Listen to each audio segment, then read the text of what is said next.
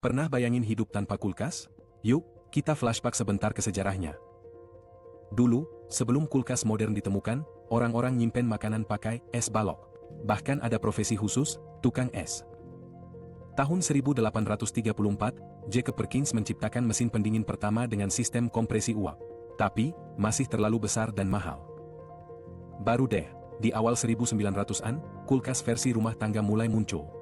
Tahun 1913, Fred W. Wolf menciptakan kulkas rumahan pertama. Lalu, 1927, General Electric memproduksi monitor top, kulkas modern pertama yang dijual massal.